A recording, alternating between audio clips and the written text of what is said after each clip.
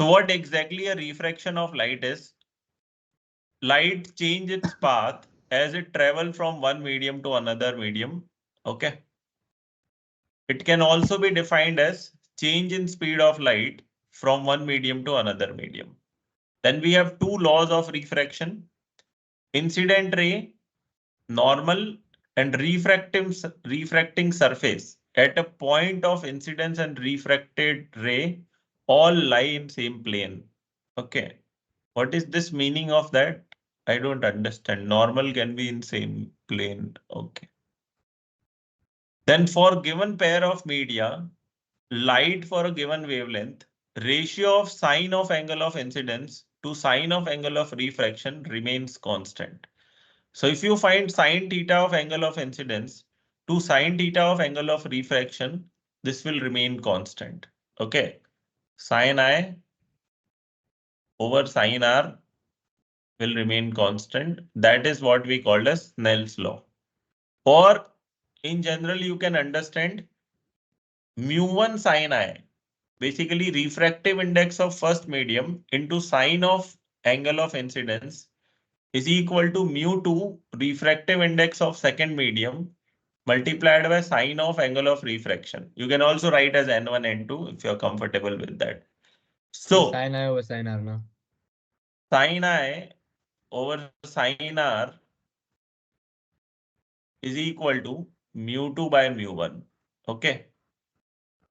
Whenever a problem comes regarding Snell's law, you should understand this statement. Mu into sin I remains constant. Never learn like this, that sin I by sin R is equal to mu2 by mu1. How you will be learning? Mu into sin I is constant. Mu1 sin I equal to mu2 sin R equal to mu3 sin P equal to something, something, so on. Okay. Total internal reflection. Okay. So light coming back to the same medium, if angle is greater than angle of critical angle, that particular phenomenon we call as total internal reflection. Okay.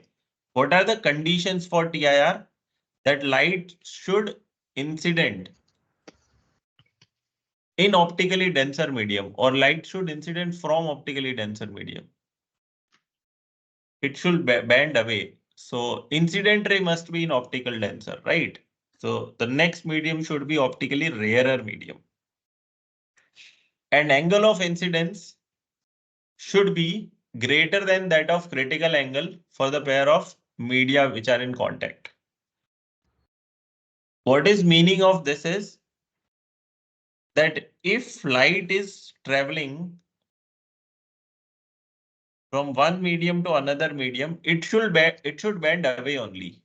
If light is bending towards the normal, then TIR cannot take place. Okay. And the second condition is that light should be traveling or basically incident at an angle which gives angle of refraction greater than 90 degree. Okay, this we'll understand in detail. First condition is clear to you. That second medium should be rarer medium as compared to the first media. Then only TIR will take place. Okay. What are some of the cases like when where TIR you can see in day-to-day life? Looming. What is looming, guys? I don't know. Is it like the Dutch This ship is effect looming. thing? Yeah, that is Is looming. that the Okay. Dutch ship? Yeah, yeah. I remember that. Yeah. That was a good illusion. I remember. We had to make that in Yeah. class one And day in year mirage 5. formation is clear, right? That on road, if we find that like, oh, there's a water or what, the moment we reach over there, we find no water. So that is also because of total internal reflection. And this ship in air, that is also TIR effect. Now, what exactly happen in case of TIR or total internal reflection? That light travel from one place to like optically denser to the rarer medium. It has a property to bend away from normal. So Mr. Rachit, first light goes, it goes straight because it is entering at normal. Yeah. The second light goes, it will bend little bit away. Third light goes, it will bend further away. Then there will be a point come, light will trace the surface. This particular condition we called as critical angle. Last year I explained this very well. Angle of incidence for which angle of refraction is 90°. That is what we call as critical angle. I repeat, critical angle is angle of incident for which angle of refraction is 90°. Then we will have the critical angle. Correct? Yeah. Now I if remember, sir, this was one of the topics I didn't get that well. okay. So This critical angle and this uncritical angle. yes. So when it's So if 90 degrees, only then it will have critical angle. Yeah. angle of refraction should be 90°. So Yeah. light should go like this so that there is a enough bend that it is traveling like this. Yeah. If this angle of incidence I greater than 90°, we will have condition for TIR, which we call as total internal reflection. Okay, that we Yeah. use in optical fiber also. Okay.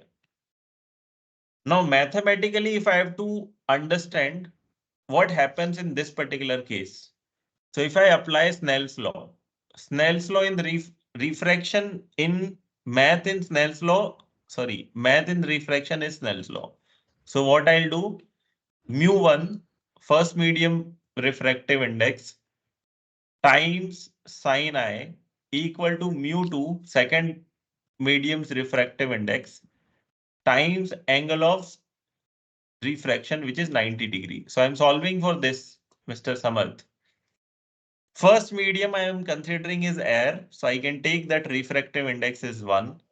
So sin I will write IC because we are dealing a specific case of critical angle. So IC looks more approachable if we are dealing with critical angle. Is equal to mu2 or n2, whatever term you like, you can use that. Sin 90 is 1. So IC, okay, comes out to be sin inverse n2. This is the condition for critical angle. That if sin inverse n2 equal to IC, if sin inverse n2 equal to IC, 100% critical angle is critical. Okay, or this is a condition for critical angle. If someone asks that I have to design an optical fiber, at what angle my incident ray should go, I have like all materials and all those things we have done designing part. You just tell me the angle of incidence. So what you will say, whatever the refractive index of your material which you have selected for optical fiber should be greater than this value. Okay. Sorry, I should be greater than this value, what I am writing. So angle of incident at which the signals or light will enter, if that is greater than sin inverse n, sin inverse of refractive index, there will be a proper total internal reflection and light will travel like that. Okay, that is the condition for critical angle.